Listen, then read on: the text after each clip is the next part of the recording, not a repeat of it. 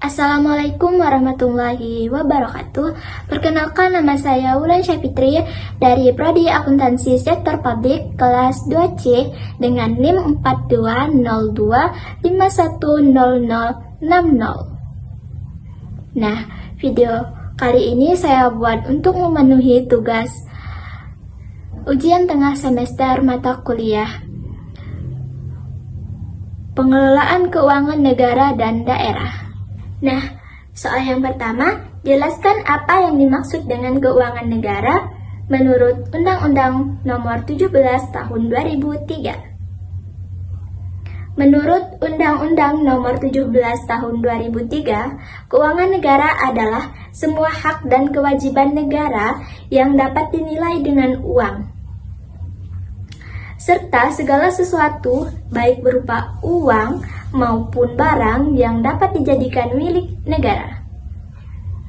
Jadi intinya, keuangan negara itu nggak cuma soal uang masuk dan keluar aja, tapi juga mencakup aset, uang, dan semua hal yang berkaitan dengan aktivitas keuangan pemerintah dalam menjalankan tugasnya. Soal yang kedua, jelaskan objek keuangan negara, subjek keuangan negara, proses terbentuknya keuangan negara, dan tujuan keuangan negara. Yang pertama, objek keuangan negara. Objek keuangan negara itu mencakup semua yang dikelola dalam keuangan negara, seperti penerimaan pajak, PNBP, dan hibah. Pengeluaran seperti belanja pegawai, barang, dan pembangunan, serta kekayaan negara seperti aset dan utang. Jadi, semua yang bisa dinilai dengan uang itu termasuk objek. Nah, yang kedua, subjek keuangan negara. Subjek adalah pihak yang mengelola keuangan negara. Di sini ada presiden sebagai pemegang kekuasaan tertinggi, lalu menteri keuangan, lalu menteri atau pimpinan lembaga, dan juga pemerintah daerah seperti gubernur dan bupati. Mereka punya peran masing-masing dalam pengelolaan negara, dalam pengelolaan anggaran. Yang ketiga, proses terbentuknya keuangan negara. Proses dimulai dari perencanaan seperti penyusunan APBN dan APBD. Lalu dibahas dan disetujui oleh DPR atau DPRD. Setelah itu, masuk ke tahap pelaksanaan oleh pemerintah. Nah, dan terakhir dilakukan pengawasan serta pertanggungjawaban. Jadi, prosesnya sistematis dari awal sampai akhir. Dan yang keempat, tujuan keuangan negara. Tujuan utamanya adalah untuk meningkatkan kesejahteraan masyarakat. Selain itu juga untuk mendukung jalannya pemerintahan, pembangunan nasional, dan menciptakan keadilan sosial. Jadi, penggunaan keuangan negara harus benar-benar tepat sasaran. Soal ketiga, sebutkan ruang lingkup keuangan negara menurut Undang-Undang Nomor 17 Tahun 2003. Ruang lingkup keuangan negara itu cukup luas, meliputi APBN dan APBD, kekayaan negara, serta kekayaan pihak lain yang dikuasai pemerintah. Selain itu, juga mencakup semua hak dan kewajiban negara yang bisa dinilai dengan uang. Jadi, hampir semua aktivitas keuangan pemerintah masuk ke dalam ruang lingkup ini. Nah, yang keempat, jelaskan dan berikan contoh penerimaan pengeluaran dan pembiayaan negara. Pemerintah negara berasal dari pajak, PNBP seperti hasil sumber daya alam, dan hibah. Pengeluaran negara digunakan untuk belanja pegawai, belanja barang, dan belanja pembangunan infrastruktur.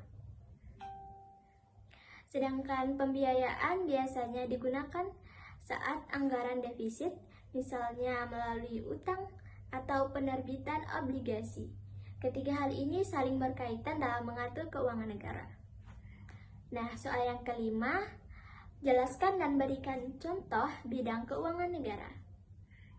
Pengelolaan anggaran APBN atau APBD, perpajakan, pembendaharaan negara, pengelolaan aset, serta juga pengawasan keuangan. Semua bidang ini penting supaya keuangan negara bisa dikelola dengan baik, transparan, dan efisien. Kita lanjut ke soal ke-6. Sebutkan pihak-pihak pemegang kekuasaan pengelolaan keuangan negara dan gambarkan alur pembagian kasus tersebut. Presiden adalah pemegang kekuasaan tertinggi dalam pengelolaan keuangan negara. Nah, kekuasaan ini kemudian didelegasikan ke Menteri Keuangan sebagai pengelolaan fiskal, lalu ke Menteri atau pimpinan lembaga sebagai pengguna anggaran, dan akhirnya ke unit kerja di bawahnya. Jadi alurnya jelas dari pusat sampai ke pelaksanaan di lapangan. Nah, soal nomor 7, sebutkan dan jelaskan undang-undang yang mengatur tentang kebijakan moneter.